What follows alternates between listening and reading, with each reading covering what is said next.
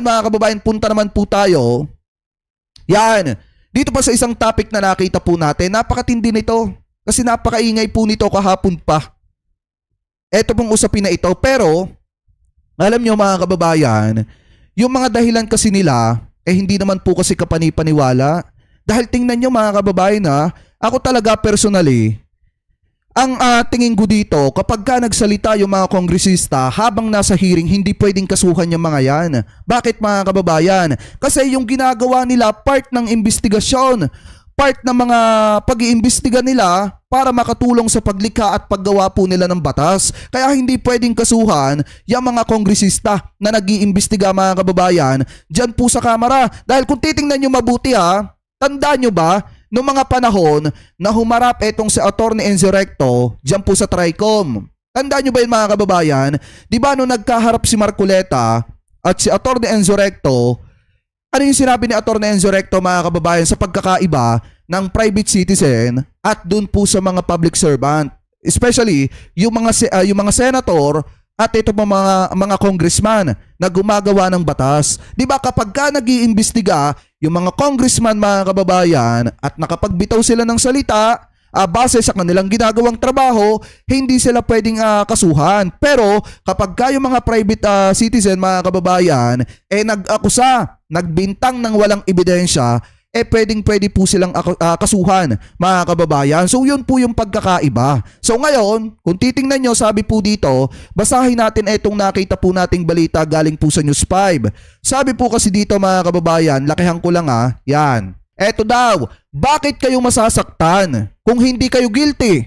Tama naman yung sinabi ni Congressman Barbers, bakit sila masasaktan? Kung hindi sila guilty, wala namang binanggit na pangalan. Kasalanan ba ni Congressman Barbers na nagpaulan siya ng ganong klase ng salita habang nasa hearing mga kababayan, bagamat wala siyang pinangalanan, sinalo ng mga utak dilis mga kababayan, at pakiramdam nila sila yung naapektuhan at sila yung tinamaan, wala ngang pangalan na binitawan Bakit nyo sinalo? So parang pinapatunayan nyo lang na talagang totoo nga yung sinasabi ni Congressman Barbers. Diba mga kababayan, sasabi pa dito, basahin natin. Nagsampa ng libel cases or ng libel case sa Quezon City Prosecutor's Office ang ilang social media vloggers laban kay Surigao del Norte, 2nd District, Representative Ace Barbers at ilang miyembro ng House Tri Committee nitong Miyerkules, March 5. Sabi pa dito, ito ay matapos ipanawagan ni Barbers sa National Bureau of Investigation NBI na imbestigahan sila kaugnay ng umano'y connection nila sa illegal na ipinagbabawal na bato at mga pogo. So sabi pa dito, sa isang liham, hiniling ni Barbers sa NBI na imbestigahan ng mga narco-vloggers na posibleng konektado sa mga pogo bilang pinuno ng House Committee on Dangerous Drugs na aniyang suriin ang kanilang mga aktibidad. So dahil po dyan mga kababayan ng galaite, itong mga vloggers na na mga duwag at hindi marunong humarap dito sa TRICOM, ang ginawa po nila, di ba kayo nagtataka, parang gamit na po nila ang Korte ng Pilipinas? Di ba kung matatandaan nyo, ano ba ginawa nilang una? Nagfile sila ng petisyon para hindi maka-attend sa TRICOM. Pangalawa naman mga kababayan, nagsampa sila ng demanda laban po kay Congressman Ace Barbers. Ano ba to? Gamit na gamit nyo ba ang korte para sa pangsarili nyong kagustuhan, interes?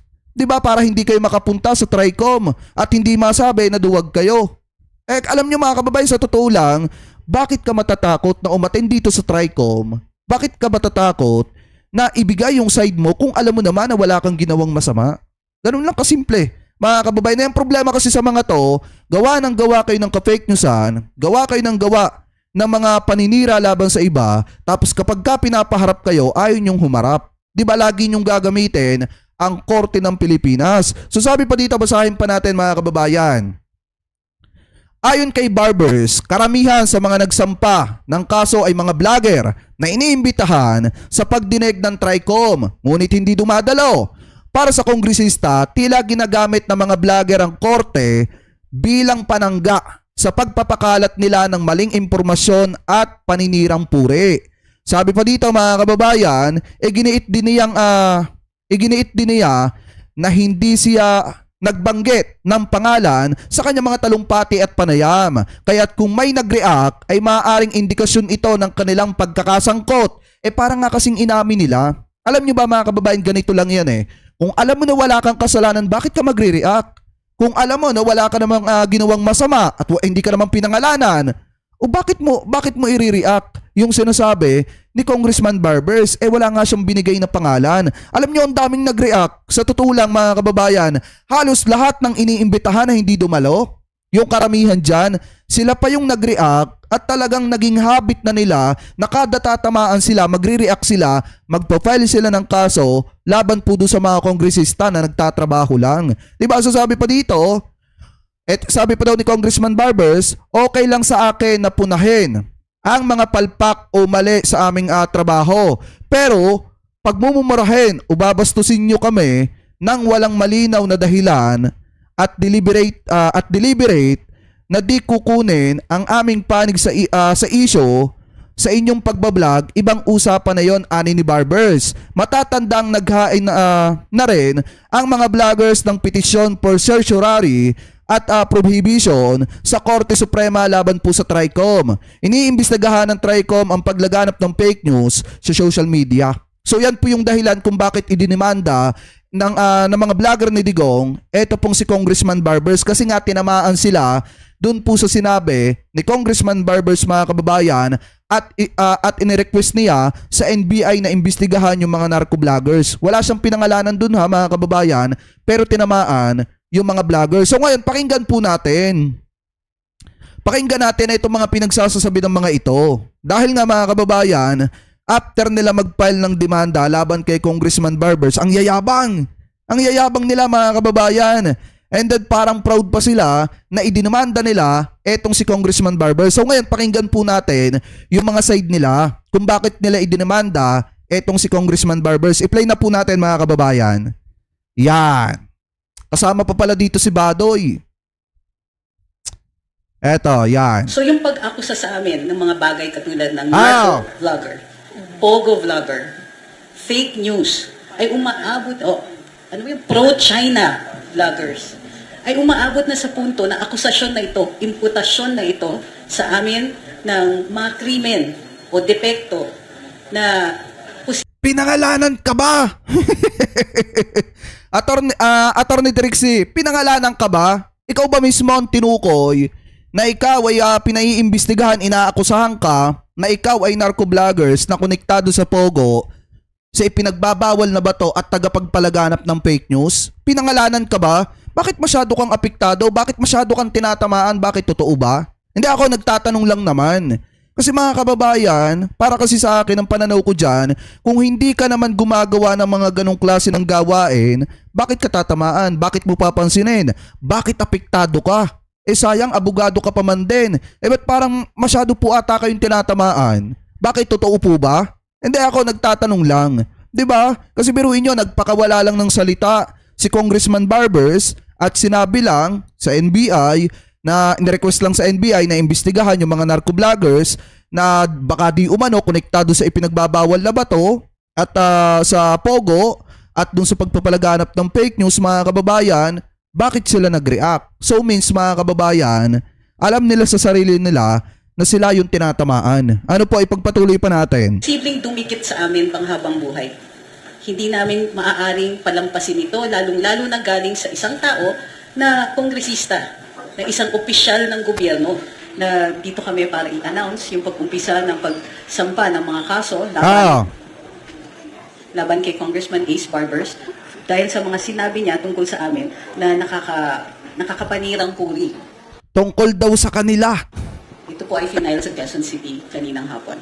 So, kami po lahat dito ay we feel we have been wronged and we in fact have embodied itong mga nangyari, yung mga sinabi niya, yung paninirang mga sinabi, at yung tuloy-tuloy pa rin na ginagawa nila sa amin, na tuloy-tuloy pa rin ang damage na ginagawa. Hindi lang sa amin, kundi... Hindi, dapat kasi umatinda lang kayo.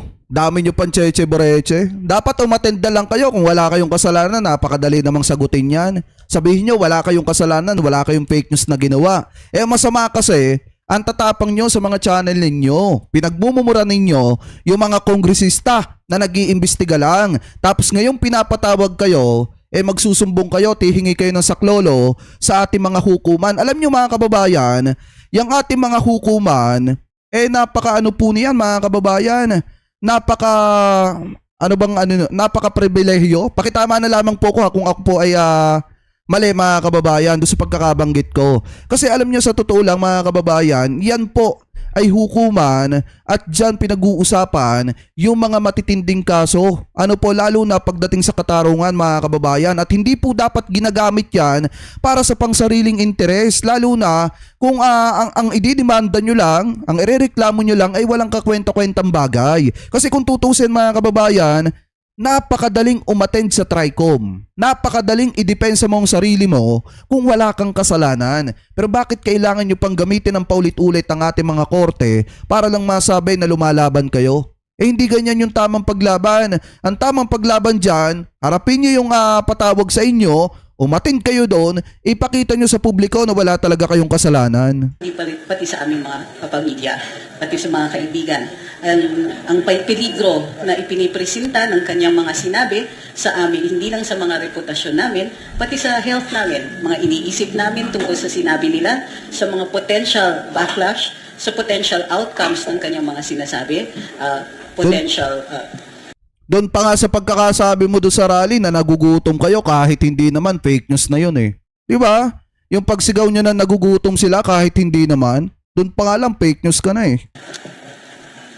Matters that can be brought up. Hindi lingid sa aming atensyon o kaalaman na ang topic ng fake news ay tinitake up na pati ng ehekutibo. Hindi lang po ito nasa legislature, kung hindi naririnig na namin from no less than the President, the press secretary, sa press officer, naririnig namin from law enforcement agencies. So yung pag-akusa sa amin ng mga bagay katulad ng narco vlogger, pogo vlogger, fake news, ay umaabot, pro-China vloggers, ay umaabot na sa punto na akusasyon na ito, imputasyon na ito sa amin ng mga krimen o depekto na posibleng dumikit sa amin panghabang buhay. Hindi namin maaaring palampasin ito. Hindi ba kayo nagtataka mga kababayan? Sila putak sila ng putak dyan. Drama sila ng drama publicly. Pero hindi nyo ba nakikita mga kababayan, sino ang kalimitan na dumadalo tuwing nagkakaroon ng TRICOM? Isipin nyo mabuti mga kababayan, yung mga vlogger ba na sila ba? O yung mga vlogger na nagdidepensa at nagtatanggol sa gobyerno? Kasi kung titingnan nyo mga kababayan, ilang hearing na ng TRICOM yung nagdaan, 2 hearing na. Ang malimit nating makita doon mga kababayan, yung mga vlogger na nagtatanggol sa gobyerno mga kababayan dahil sa paninira ng mga ito. Mga vlogger na mga pro-government vlogger, yung mga vlogger na concern sa gobyerno, yun yung mga malilimit nating makita na pumupunta po doon. Yung iba pa nga mga kababayan, mga pinklawan vlogger. Pero bagamat pinklawan vlogger sila, believe tayo sa kanila kasi hinaharap nila, umaattend sila. At doon pa nga lang nakita natin mga kababayan na wala namang nahara sa kanila. Wala namang inano sa kanila, wala namang minura sa kanila. Doon na nga lang nangyari yung mga matitinding balik-taktakan kapag si Marcoleta na yun nakaupo at ginigisa niya yung mga nagsalita daw sa kanya ng hindi maganda. Kaya nga kung titingnan nyo mga kababayan, ayos naman ang takbo ng TRICOM. Sila lang yung ayaw umattend kasi pakiramdam nila pag umattend sila, gigipitin sila doon, iipitin sila doon dahil minumura nila yung mga kongresista. Parang hindi naman napakadali mong sagutin. Bakit mo minura yung kongresista? Ipaliwanag mo ng ayos kung bakit mo nasabi yun. Napakadali. Kung iisipin po natin. Kasi nga sila lang naman na may ayaw. Kasi ayaw nilang mapahiya. Kasi once na umattend sila ng kamera at hindi nila nasagot yung mga katanungan ng kongresista, mapapahiya po sila publicly. Ano pa ipagpatuloy pa natin? Lalong-lalo na galing sa isang tao na kongresista, na isang opisyal ng gobyerno. At kadalasan, although yung mga remarks niya dito ay hindi covered ng immunity, ginagamit din ang kanyang posisyon para makapanirang puri. Isang dahilan sa aming Ito, pakinggan nyo mabuti mga kababayan ha, at pakinggan nyo ring mabuti mamaya kung paano soplahin ni Panelo yung mga yan. Ng kaso na ito para ipakita itong investigasyon na ginagawa ng Kongreso ay superfluous. Pinapakita namin by filing these cases that the law is sufficient. Kung may Ayan, kaya sila nag-file ng kaso kasi yung ginagawa doong investigasyon ng Kamara mga kababayan ni na Congressman Ace Barbers, iba na daw. Sa madalit salita, iba na. Kumbaga parang sila na yung iniipit dun sa investigasyon at sila lang yung pinupunterya. Ngayon kasi mga kababayan, maliwanag naman na sinabi nila, investigasyon. Ibig sabihin, nasa Kamara, si Congressman Ace Barbers, nag-iimbestiga at nakakapagbitaw, syempre nakakapagbitaw ng salita about po sa kanila mga kababayan. Kung kiniklaim nila na about sa kanila, kahit wala namang pinangalanan, ibig sabihin na ando doon sa investigasyon. At ang pagkakaalam natin dyan, kapag yung isang kongresista ay nasa investigasyon, means mga kababayan, nasa hearing, nasa Kamara, pagkakaalam ko dyan parang bawal kasuhan yan. Pero mamaya pakinggan natin yung sasabihin ni Panelo. meron silang nakikita na mali kaming sinabi na may paglalabag sa batas, andyan na nga po ang batas. At yan po ay dinidemonstrate namin ngayon. Bukod sa paninirang puri na ginawa niya, ginagamit namin ang existent na sistema ng hustisya para sagutin ang aming pangangailangan dito para mapuno yung mali na ginawa niya at magawan ng resolusyon ito. We are taking recourse with the law and with the system already in place because we believe that that system is enough. Ayan, yan yung sabi mga kababayan ni na Trixie Cruz Angeles Yan yung pagkakasabi niya. Pakiramdam nila sila pa ang biktima. Ano po kasi kung titingnan nyo mga kababayan, yung ginagawa lang naman ni Congressman Ace Barbers, nagtatrabaho lang siya. Nag-iimbestiga lang siya mga kababayan. Ang problema, bakit masyadong tinatamaan tong mga to? Wala namang pangalan na binanggit. Ngayon, pakinggan natin yung pakinggan natin yung sasabihin ni Panelo. Kasi mga kababayan, parang sa sinabi ni Panelo dito, sinoplak na rin niya. Sinoplak na rin niya yung mga vlogger na nagdemanda kay Congressman Ace Barbers. Mga kababayan, na ito i-play na po natin. Wait lang, iaano ko lang para hindi ako maka-copyright. Anyway, ito i-play na po natin. Ayan, maraming salamat, Attorney Sal. Sa kabilang banda naman po, sinampahan ng patong-patong na kasong libel si Representative Ace Barbers sa Quezon City Prosecutor's Office nitong Miyerkules, March 5 ng taong 2025. Kabilang sa mga nagsampa ng kaso, sina Dr. Lorraine Badoe, Attorney Trixie Cruz Angeles, Crisette Chu, Cathy Bina, Joey De Vivire, MJ Kembao Reyes, Mark Anthony Lopez at iba pa. Nag-ugat ang reklamo matapos akusahan ni Barbers ang grupo bilang mga narco-vloggers at may koneksyon umano sa Pogo, mga paratang na marin nilang itinanggi.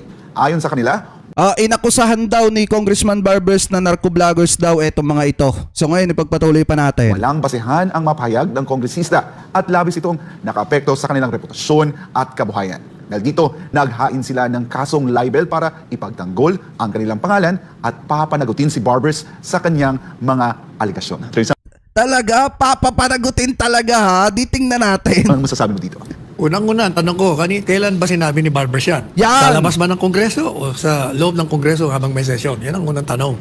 Kasi kung yan ay sinabi niya sa loob ng Kongreso, in connection with function as member of Congress, wala, hindi mo makakasuhan yan.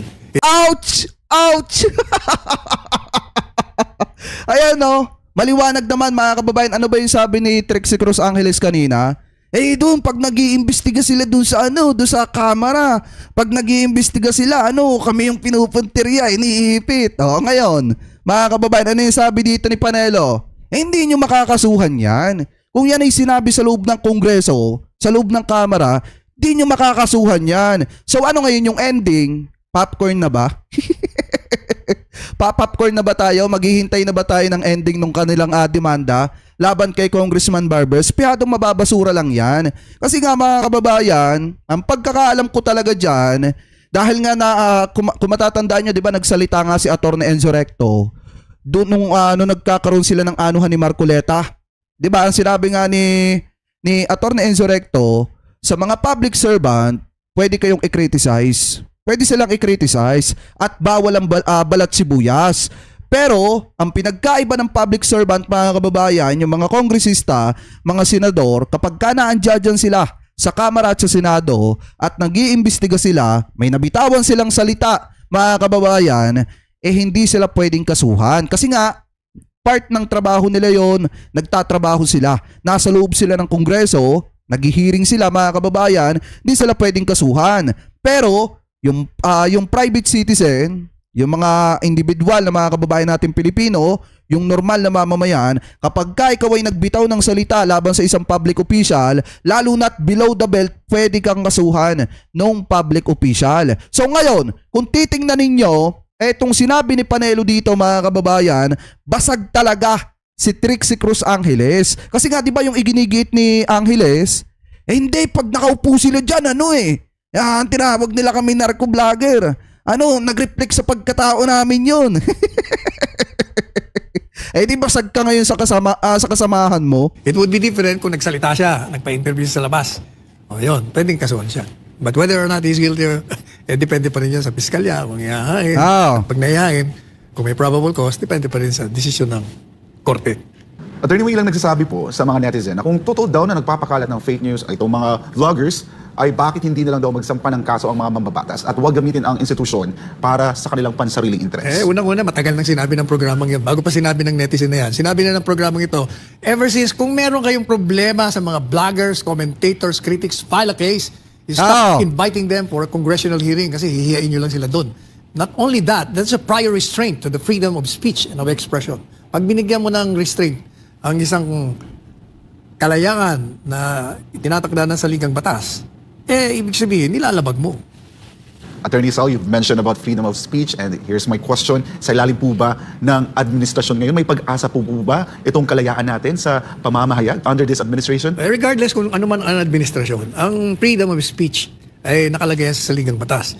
At ang sinong lumabag dyan, kahit anong administrasyon ka, pag nakita na mayroong probable cause ang mga piskalya, may sasampa. At kahit na hindi nila isampa yan, meron pa namang Korte Suprema na maaari mong takbuhan na sabihin, mali ang dismissal, kailangan ibalikan. Kaya basta hanggang nandiyan ang Korte Suprema, okay pa tayo.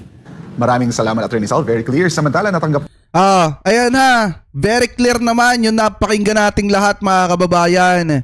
Sinopla ni Panelo etong si Trixie Cruz Angeles. Kasi nga kung matatandaan nyo, di ba binasa ko sa inyo yung pahayag ni Congressman Ace Barbers. Ang sabi ni Congressman Ace Barbers mga kababayan, wala siyang pinangalanan.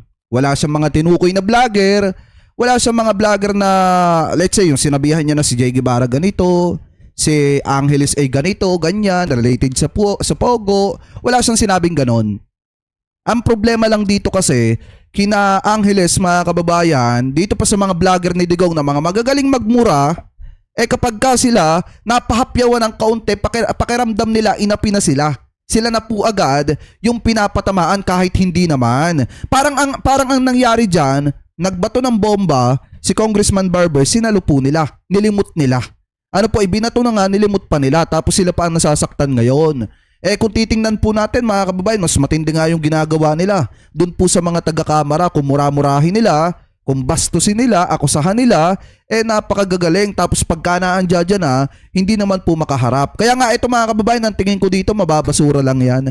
Kasi nga ang pananaw natin dyan, ang tingin natin dyan, kapag ka naandudo sila, sa loob ng Kongreso, hindi talaga pwedeng kasuhan yung mga kongresista kasi part po ng trabaho nila yung ginagawa nilang pag-iimbestiga. So hindi na kasalanan ng mga kongresista na hindi uma-attend. Etong mga vlogger na ito, doon lang magagaling sa ginagawa po nila na pagsasampa ng iba't ibang demanda laban po doon sa mga public official na ginagampanan lang naman yung kanilang trabaho. So dyan pa lang, maliwanag mga kababayan na sopla na etong si Angeles sa kasamahan niya na abogado na si Panelo.